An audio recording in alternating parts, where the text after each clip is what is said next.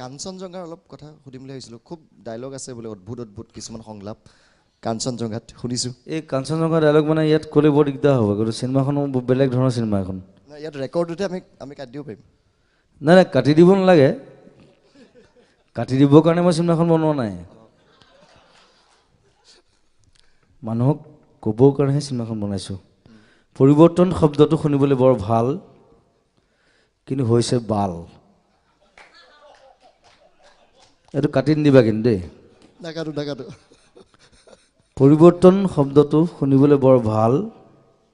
সিদিনা এই তিনিচুকীয়াত যে মানুহ মাৰিছিলে ধলাত, ধলাত, সেইদিনা মই সেই কথাটো, এইটো মোৰ চিনেমাত আছে, ডায়লগ আছে, এইটো খালি মোৰ মুখত নাই, প্ৰয়াসৰ মুখত আছে।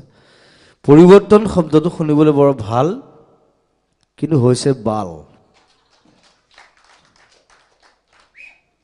আৰু এই পৰিৱৰ্তন হোৱালৈকে আমি বালৰো জীয়াই নাথাকোঁ কেলা।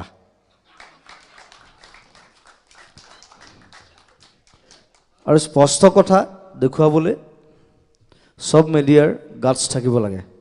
মই এইটো কথা কওঁ যে এইটো স্পষ্ট কথা। এইটো এই পৰিৱৰ্তনটো যিটো কৰিলে বিজেপিয়ে, মই গান গাইছোঁ বাৰু বিজেপিৰ, অসমৰ আনন্দ সৰ্বানন্দ, ঠিক আছে, একো নাই। তাৰ আগতে মই কংগ্ৰেছৰো গান গাইছোঁ, মোক পইচা দিছে, মই গাইছোঁ, একো নাই।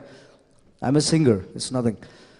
কিন্তু ছ'চিয়েলিজিমটো মোৰ গাত আছেতো, সেইটো চবৰে গাত আছে, আৰু সেই বস্তুটো স্প্ৰেড কৰিব লাগে, ছ'চিয়েলিজিম। এতিয়া কংগ্ৰেছ, বিজেপি, এজিপি এইবোৰ কৰি লাগি থাকি লাভ নাই। এইবোৰ আৰু 40 বছৰ আমি পিছুৱাই যাম। ছ'চিয়েলিজিম আনিব লাগে, নিজৰ ভিতৰত থাকিব লাগে। আমি যিটো ফিল কৰোঁ, how you feel, that's the main thing. সেইকাৰণে পঢ়া শুনা লাগে, ষ্টাডি লাগে। আমাৰ ল'ৰা ছোৱালী আৰু পঢ়াব লাগিব, নতুন প্ৰজন্ম। এতিয়া কাঞ্চনজংঘা মই আৰু এটা ডায়লগ ক'ম, আমি নতুন প্ৰজন্ম, আমি ইচ্ছা কৰি দেশ জ্বলাবও পাৰোঁ, সলাবও পাৰোঁ। আমি ইচ্ছা কৰি কিন্তু চব কৰিব পাৰোঁ।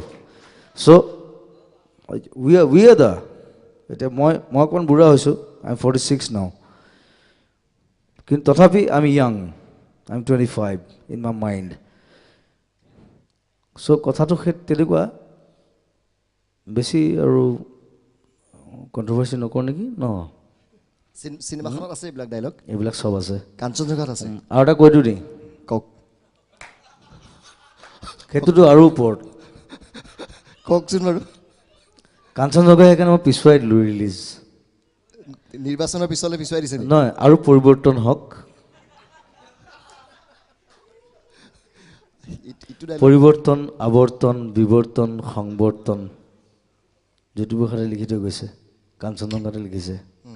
তুষাৰ শিৱৰশীৰ মই অভ্ৰভেদীবীৰ, মই কাঞ্চনজংঘা। কেলৈ লিখিছিলে তেওঁ?